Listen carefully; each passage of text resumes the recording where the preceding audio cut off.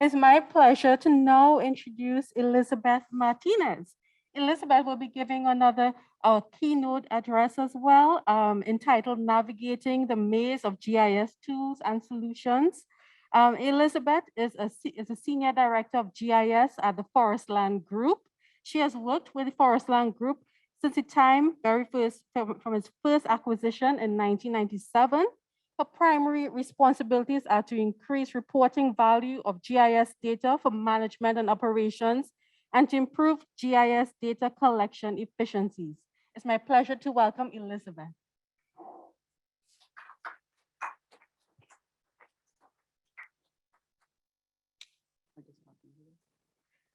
Okay.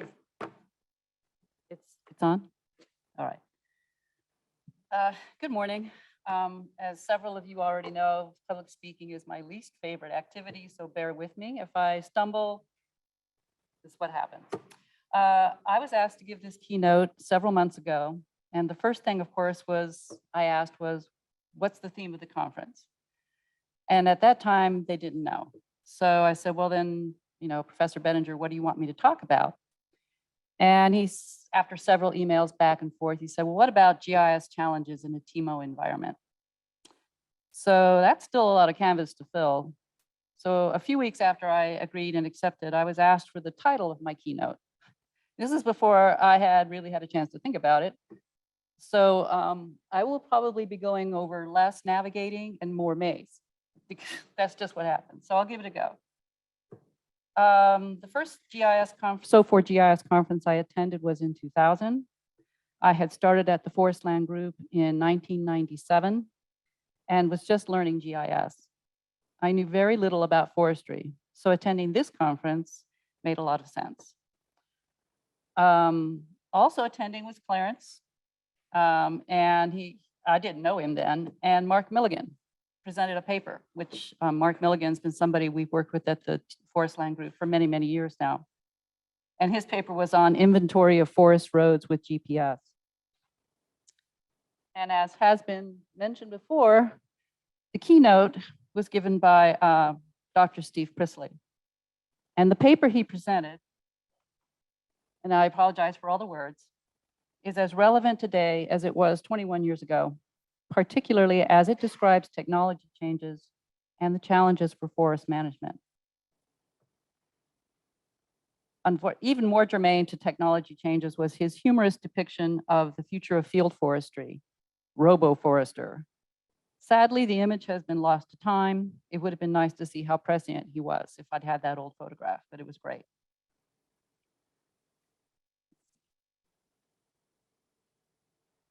This will be a general overview of GIS ideas. I don't anticipate getting too far into the GIS weeds. Also, TFG is an Esri shop, but much of this is GIS agnostic. Briefly, for those of you not already familiar with the Forestland Group, TFG, we are the largest private owner of hardwood timberlands in the US, and we have managed over 4 million acres and currently manage 1.9 million acres in the US and 16,500 in Latin America. Over the 24 years that I have worked at TFG, there have been huge changes in technology. Technology is the buzzword.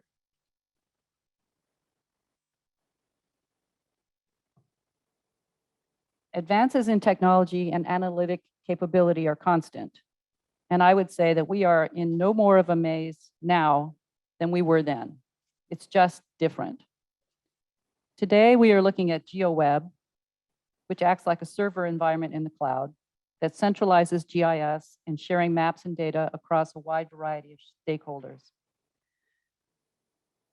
There is a rich set of base maps and analysis-ready data.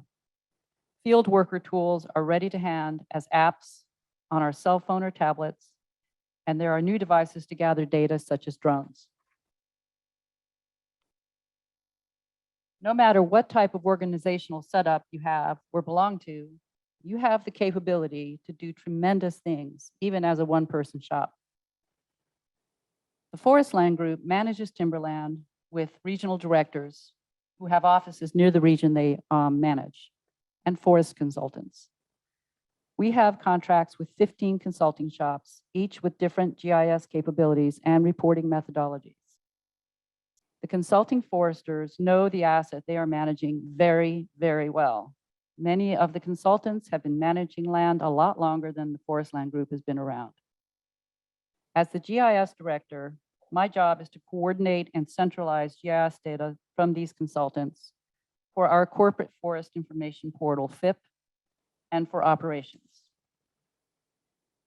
You may not be looking to task satellite time for imagery or use web GIS for operations, but awareness of these options and which might be available to you may be helpful when you are casting about for a solution to some problem.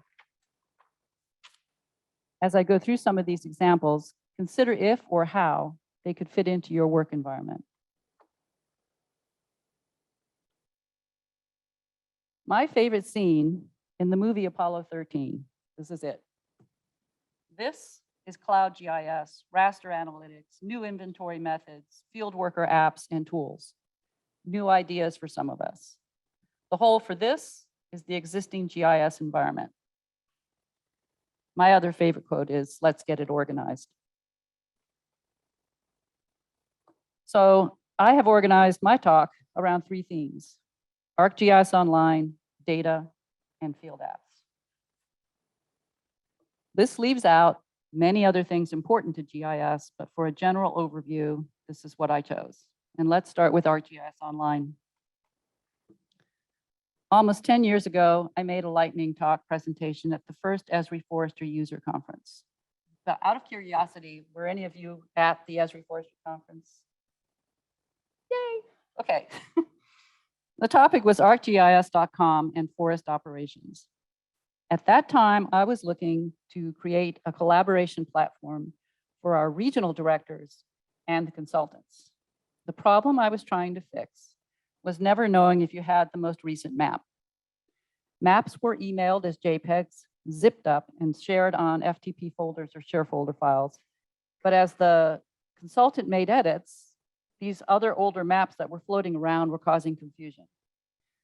Although we have a centralized GIS in our FIP, that data is updated quarterly and questions pop up all the time.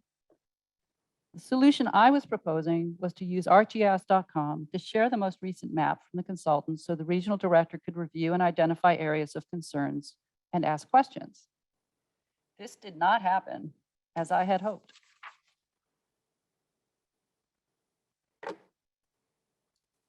ArcGIS Online concept at that time was too new and not universally adopted. The workflow concept was a challenge, and there was a lack of buy-in from staff and consultants. The additional step to upload the latest map onto ArcGIS Online was just another version of dropping a map into an email or a Dropbox. Most consultant shops have well-integrated workflows for GIS updates, so the regional directors preferred to communicate directly with the consultant rather than messing about with ArcGIS.com. All of this is understandable when you consider that most of us are working pretty much full tilt, and switching around workflows is problematic.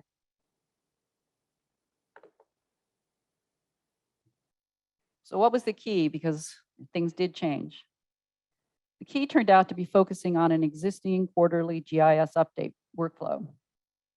15 consulting shops provide data to update FIP. This is not done directly to the FIP GIS server. It has been done by uploading the GIS updates to share file folders. The data is then checked and then uploaded to our FIP. The GIS update is now done by saving directly to ArcGIS Online from the desktop or server environment. Each consultant has their own online organization account. They have access to a group on our organization account.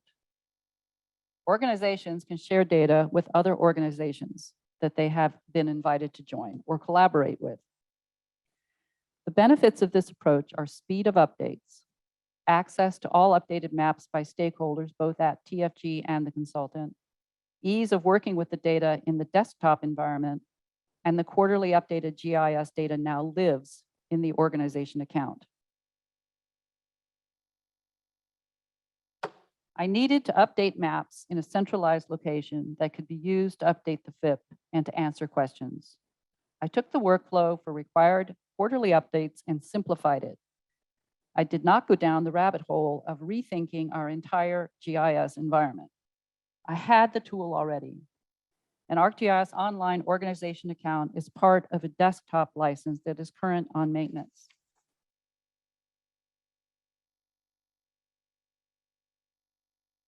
Although I did not start out to rethink our entire GIS environment, this first step has created some other opportunities. We are in the process of standardizing the stand layer attributes required for a FIP database. With standardization, the QA of the consultant updates and the integration of the updates to FIP will become something that can be scripted from the organization account, which is going to save a lot of time. There is now also access to field apps, but I will get to field map opportunities later.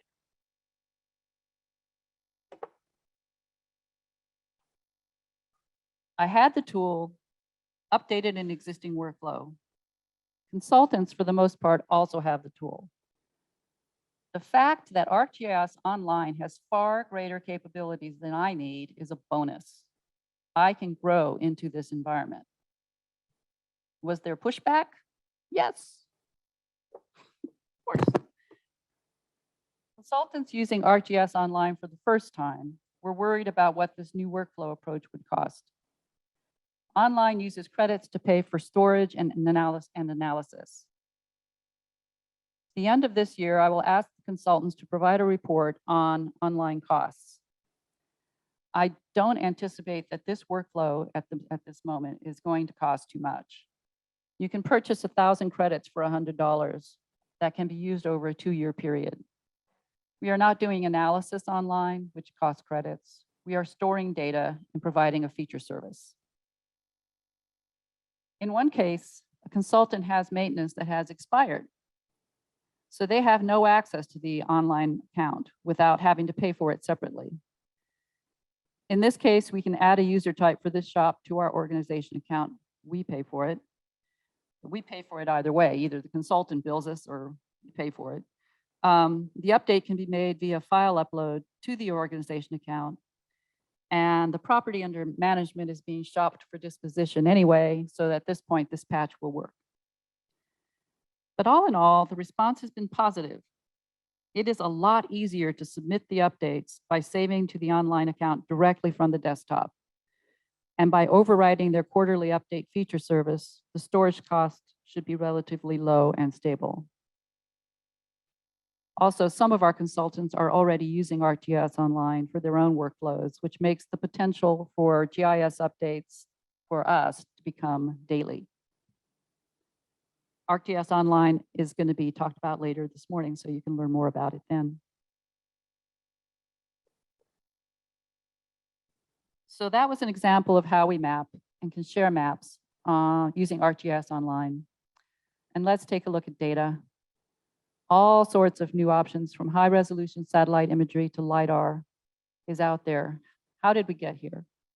And I think this is kind of cool because Clarence and I sort of talked about what we were going to talk about to try not to overlap, but it turns out we both ended up wanting to do a history lesson, except mine's not about so forth, thankfully.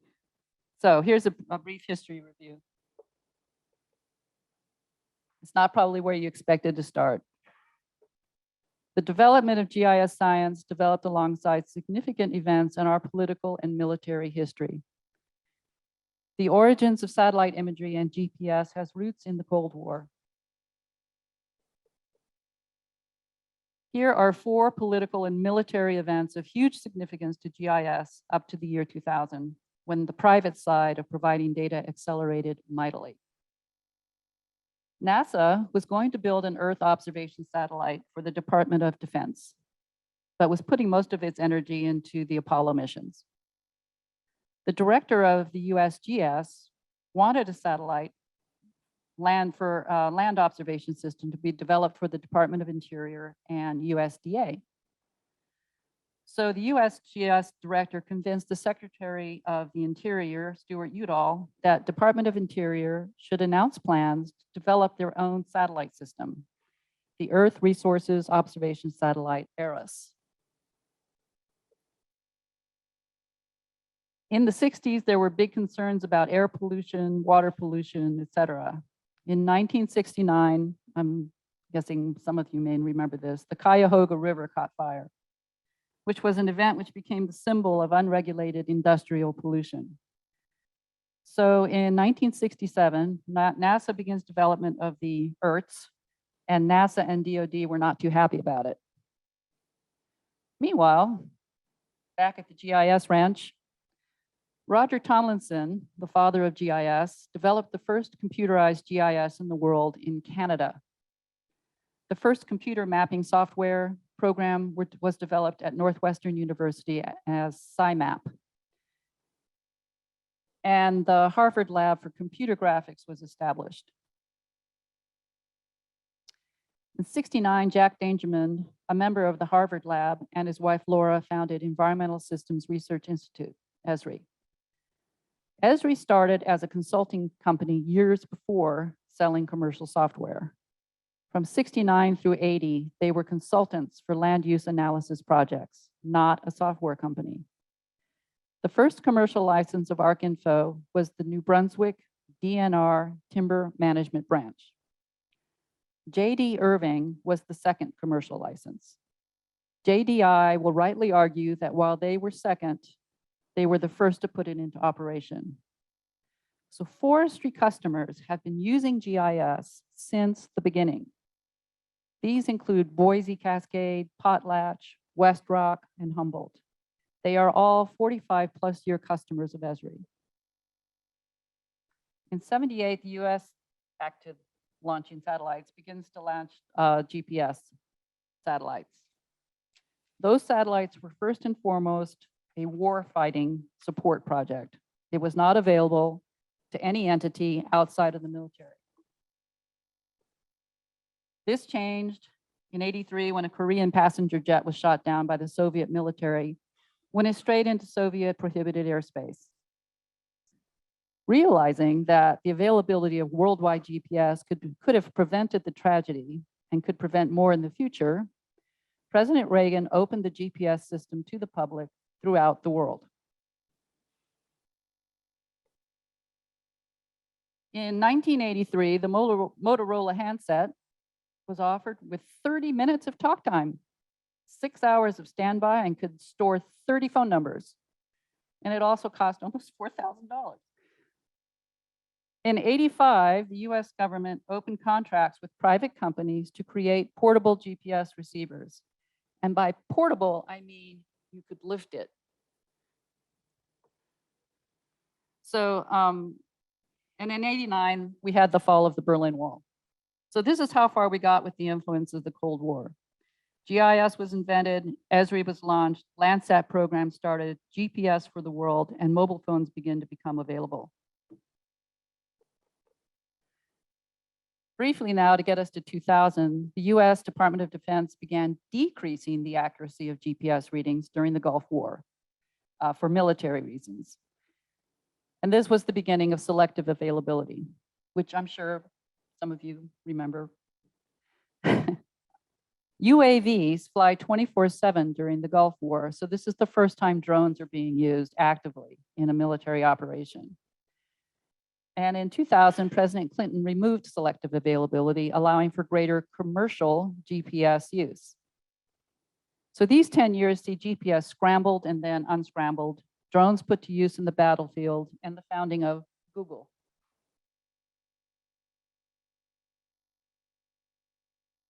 Google Earth offered free views of the world, and it does offer free views of the world that you can zoom around in and explore everywhere. GIS as a profession became a lot easier to explain once Google Earth showed up. I would just tell people, think Google Earth, and they would get GIS, or so they thought. 2002, Gary Sherman begins developing of QGIS. SpaceX is founded, which is, in my opinion, really cool. It's the beginning of a private commercial space transportation service and communications. And in 2006, UAVs are permitted in US civilian airspace for the first time, paving the way for a huge commercialization of that particular industry. In 2007, the iPhone debuted. So you can see some things you're thinking of, they didn't show up a long time ago. They're fairly recent and things are just accelerating. And in 2010, Planet satellite image company was founded. In 2013, Google Maps was determined to be the world's most popular smartphone app, with over 54% of the global smartphone owners using it. So the 2000s ushered in mobile smartphones, apps, commercial space transportation and innovation, and private satellite image collection. 13,000 of the satellites in Earth orbit can be viewed by a new plugin for Google Earth. The use of satellite imagery has changed drastically since the first Landsat satellite. There are more complex instruments on these satellites. The volume of collected data is growing. There is a more diverse user community, and multiple international bodies are using Earth observations to address the world's most pressing issues. We live in a wonderful era when absolutely anyone can access the latest satellite imagery of Earth. This topic has been brought up in earlier conferences, but it is still a question that gets asked. The usual argument for purchasing imagery is the timeliness of the data, or cadence. NAPE is high resolution, and assuming you can wait for 3-year updates, this is excellent data. NAPE is always flown during leaf on, which poses difficulties for hardwood identification. The area circled in red is about 5 acres. This is 2019. This is the same area as that 5 acres in Google Earth, which is a high-res image from 2020. If you are lucky, as in this case, and can grab some recent NAPE and Google Earth imagery, you can get a good timeline of change and great resolution. The point here is you don't know when the next date will be. Sentinel provides the imagery for assessing change more frequently, but at lower resolution, 10 meter for Sentinel versus 0.6 meter for NAPE. For harvests, thinnings, you can see changes using different dates of Sentinel-2 imagery. You can also look at imagery during leaf off. So the question is, what do you want to use the imagery for? I think in most cases, the use of imagery is change detection, change that you can see, such as harvest activity or damages from fire, weather, or pests. Commercial satellites have tended to focus on these visible channels, red, green, blue, with perhaps a band or two in the near infrared to support vegetation monitoring and land use classification. And this today is a very, very limited use of imagery. Here is NAPE again in Louisiana in 2019. And here's the same area. It was probably a little hard for you to see, but it's a planet scope to the left, which is 3 to 5 meter, about a year later. And on the bottom right is the Planet SkySat, which is 50 centimeter during the 3rd quarter. So sometime between July and September of 2020, harvest activity is clearly visible.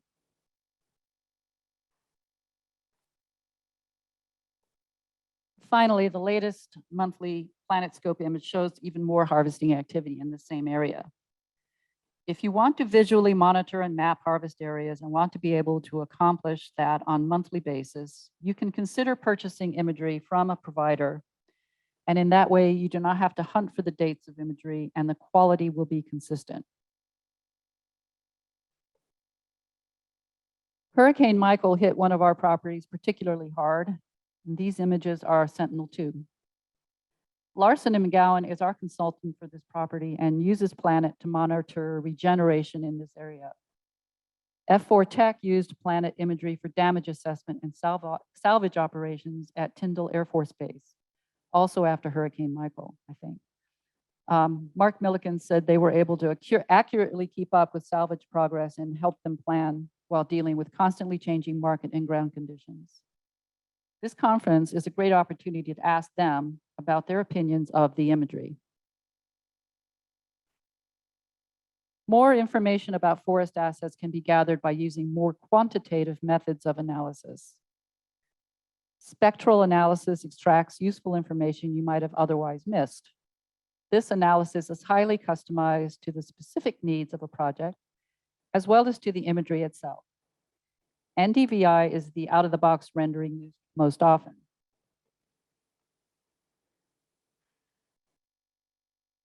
But let's look at spectral analysis of NAPE data for identifying tree species.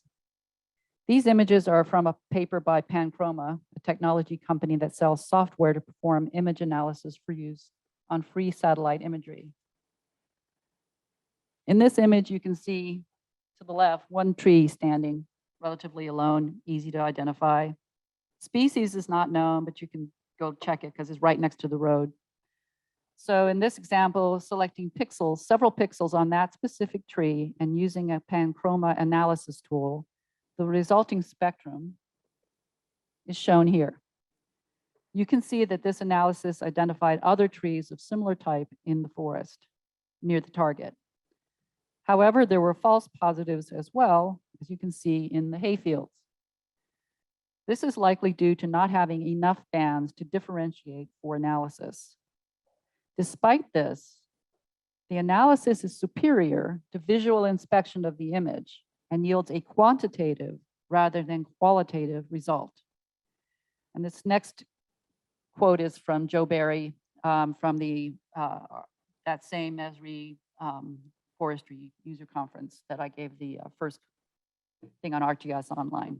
If you don't know Joe Barry, he is definitely somebody to check out his work.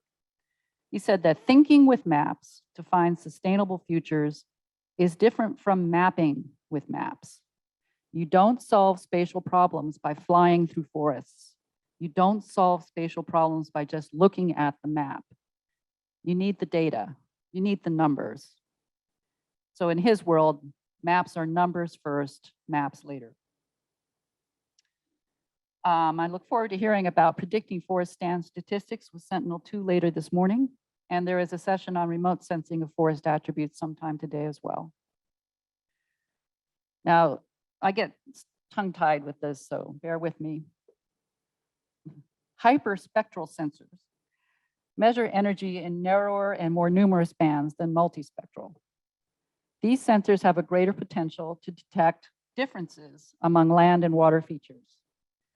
For example, multispectral imagery can be used to map forested areas, while hyperspectral imagery can be used to map tree species within the forest. Research on use of hyperspectral for forest species identification is ongoing. A lot of research work is in this area.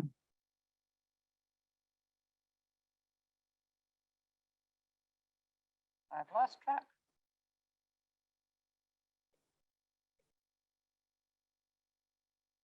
The commercial collection of satellite imagery is blowing open the doors for access to many different types of imagery and access to imagery that is analysis ready.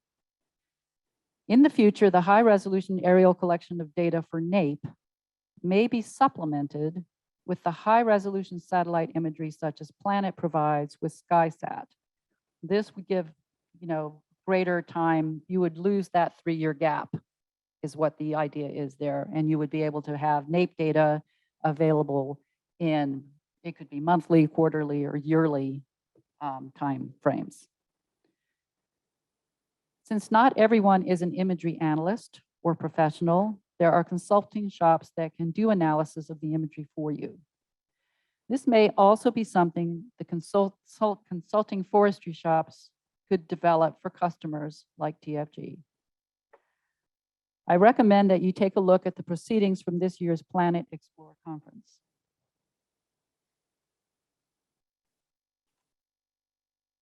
All of Planet's data is analytics ready.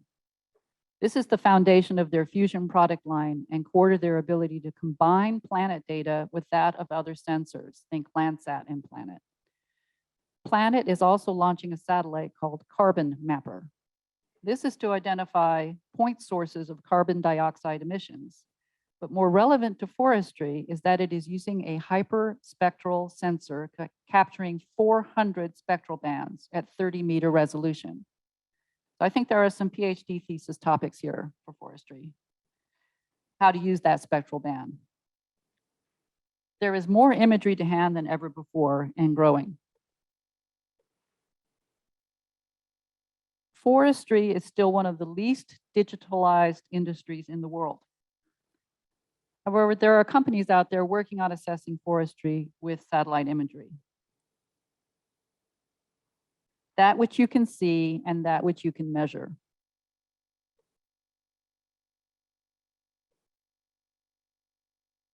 And then there is the whole carbon market, which we've heard of. NCX has used imagery with AI and inventories to assess carbon potential for the entire US. This heavy lift of imagery analytics makes it possible for smaller landowners to enter the voluntary carbon market. And we'll hear from NCX tomorrow at the final plenary. TFG has several carbon projects, and we are familiar with carbon audits. And at the head office level, I have been working on using the FIA total forest carbon 10-meter imagery to make maps of privately held forest land that have good carbon potential. The US Forest Service research labs developed the analysis of raster data to support estimation of carbon tons in the US forests. Thank you, US Forest Service. But how to estimate carbon potential going forward? How often will this data set be made available? These are more research topics.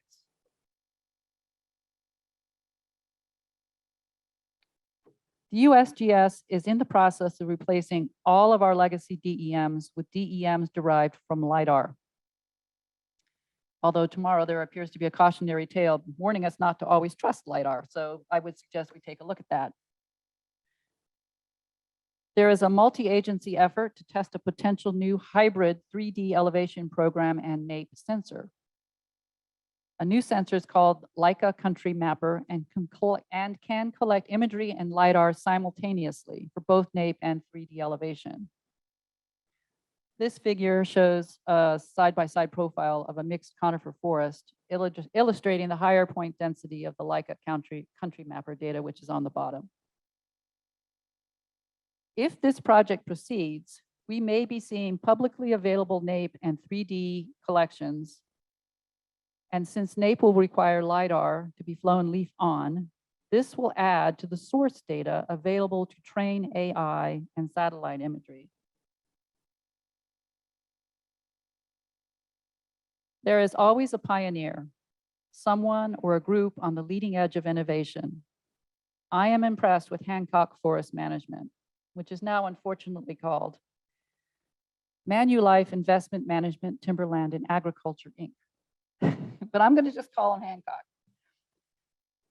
In addition, the entire 3 million acres under management has been captured by Planet for quarterly updates with SkySat 50 centimeter imagery.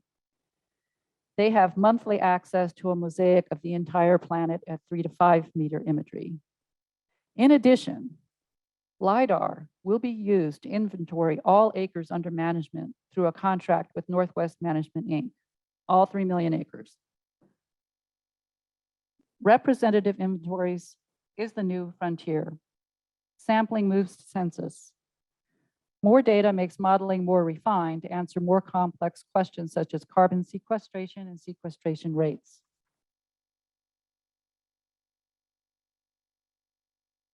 I asked Mark Carreo, the Technical Services Manager of NMI, how the cost of LiDAR inventory compares to conventional inventory methods. He said that conventional inventory throughout the Western US and Southeastern US is often between $5 and $11 an acre, depending on the measurement specs. I take his word for this. You all probably know better. NMI's inventory method, when performed at scale of 300,000 acres or more, is $2.5 to $4 an acre, and that is LiDAR plus field verification and processing to a digital inventory. The NMI approach is not practical for smaller landholdings unless they can be combined with other projects that want to fly LiDAR. The product is a single tree GIS database file where the information from every detected tree is placed as an attribute on that geospatial location. and there are other products as well. So then I asked, what is the science of full stem count inventory versus statistically based sampling approach? This gets into the apples and oranges discussions of trying to compare sampling stats to population stats. He said, generally speaking, having 1,000 VRP plots on a 3,000 acre ownership holds no advantage to a measurement on 850,000 trees on those acres, followed up by a few days of field verification. So as I said, I really admire the innovation and the pioneer spirit, and it'll be very interesting to find out how this actually works in practice. Then what about re-inventory, I asked, because I'm still thinking statistics and samples and re-inventory. And he said they perform a baseline inventory in year 1, and then they recommend annual updates to the digital inventory from available imagery and area-based methods. A reflight of LiDAR in 3 to 5 years, depending on the level of forest change. The subsequent LiDAR flights and updates are significantly less costly because they reuse their library of field verified data for subsequent flights. Unfortunately for us at TFG, NMI has only just begun to address hardwoods. Leaf-off collections are the best structure for hardwoods, they're the best for structure. If you have leaf off, you can see the structure of the trees. Leaf on, you get better assessment of the species and the canopies. He said that hardwoods are the next challenge, and they do not have what they consider to be a statistically robust final result from mixed hardwoods yet.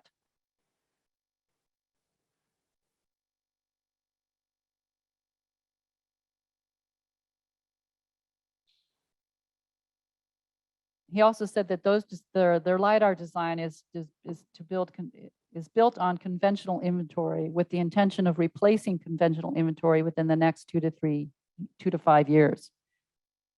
They always expect a need for field data collection. However, he anticipates a significant reduction in the time and cost components of it. Something along the lines of 10 foresters for 3 months on 1 million acres instead of 10 foresters on 20,000 acres for the same time, applying conventional inventory methods. So moving from fixed wing aircraft to satellite, you get into new research territory. University of Maryland is a high resolution laser ranging of Earth's forest. It's the first instrument set up and sent to space to look just at forests. It's called JEDI, which I like. It has a 25-meter footprint and a 2-year mission. And they'll be pulling that data together to fill in holes in our database on forests. Drones and LiDAR. Now I've lost track of my. TreeSwift is here today as well, and you'll be hearing from them later this afternoon. They do LiDAR inventory using drones. These drones are capable of navigating through the forest. Again, this is a lot of Star Wars things, I think. You know, it's very cool. This is something which may make LiDAR inventory, such as that provided by NMI at the fixed wing, affordable for landowners of smaller tracts of land. It might also be used for carbon inventory and validation of that inventory if it was approved by carbon auditors.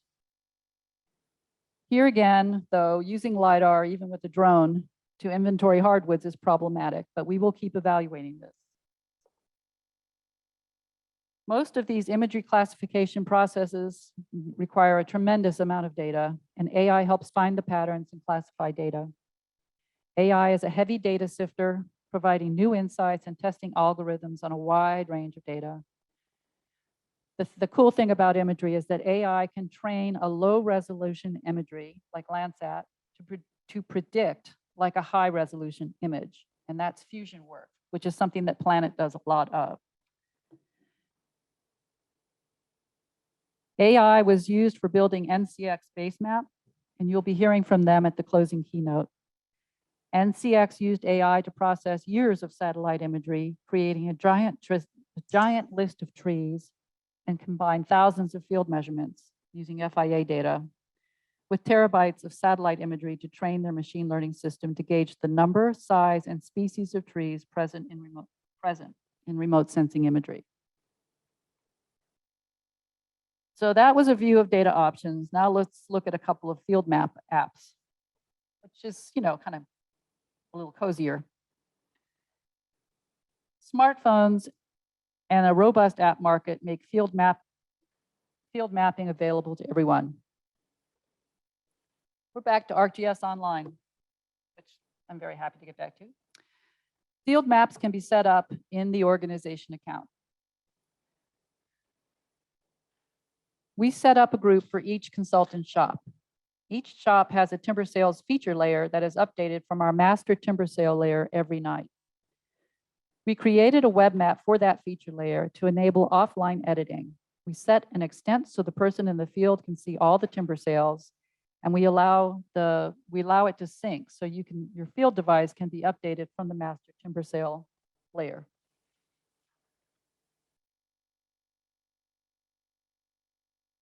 The field worker signs into the app. They start the field collection, which is essentially the field map, which tracks their route. They open Survey 123 and fill out the smart form. And when they're done and near an internet, they sync the report. We open Survey 123 and you can preview the report and email it to stakeholders.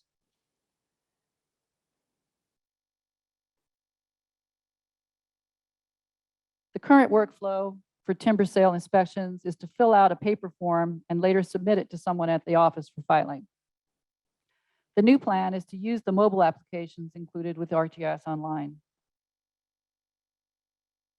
Data from both applications, Survey 123 and Field Maps, is fed into the online system and can be accessed by the TFG regional directors for review.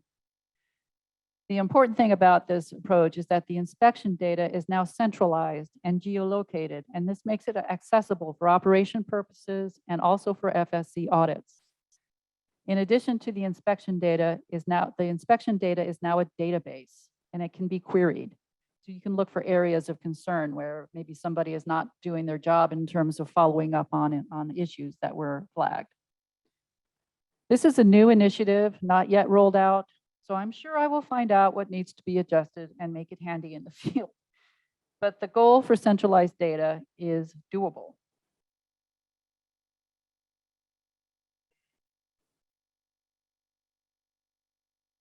So if you're thinking about trying to do something like this, keep an eye out for inspiration.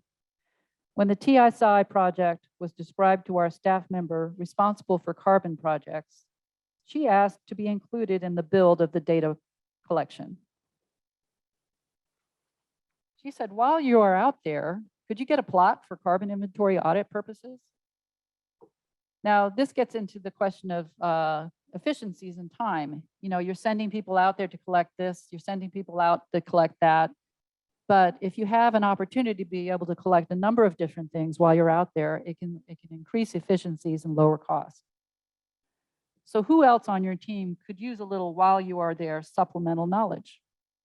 Our carbon team member may not have requested a field data collection of interim carbon plots as a separate initiative. But looking at the work we were doing on the TSI app, thought to ask about adding data collection tasks. Instead of taking the concept out and shopping it, take a build or an idea around for a QA or a get acquainted tour. It may spark some interest in other areas of your organization and get support from management. Important as the development of GIS technology in forestry is for our work, it is also critical that the forestry community share ideas and solutions to advance the science of forest management. I'd like to thank Hancock Natural Resources, LMI, Larson McGowan, and F4 Tech for contributing their insights for this keynote. The whole TSI app and work got a great start when we started to collaborate with Tucker Alley at RMS and other state agencies, and working with the Esri Forestry Group. And Mark Books, the president, is here, and I'm the VP of that group. Our idea was to get Esri Professional Services to develop an app that could be customized. After all of the work TFG has done to get this TSI app off the ground. I am excited to get back into the huddle to see what we can accomplish with professional services. A template maybe one of you will be able to use. So here we are. At some point, you will need to make a decision on new tools or software. You need to move out of survival mode and into the next phase of GIS and data analysis. The history of GIS and the technology that developed alongside it has made it possible to do amazing things today. And forestry needs to be stepping up its GIS game to meet the increased demands being placed on the resource. And I was trying to figure out how to work this in, but I'm going to work it in now. One of the things about imagery, being able to see detail, is that lots of different eyes are on your imagery. So if you have a group that's really concerned about deforestation and they see a block that's been cut, and all of a sudden it's like citizens arrest, deforestation, having no idea that that's part of a managed timber area that's probably sustainably managed and cutting less than growth. Forestry needs to step out there and make its case for what it's doing in forestry. There needs to be some way of being able to identify what's a sustainably managed forest versus, illegal deforestation. Where are the TED Talks on forestry? If you look in TED Talks for forestry, it's pretty sad. The forest community needs to communicate your stewardship. Enjoy the rest of the conference.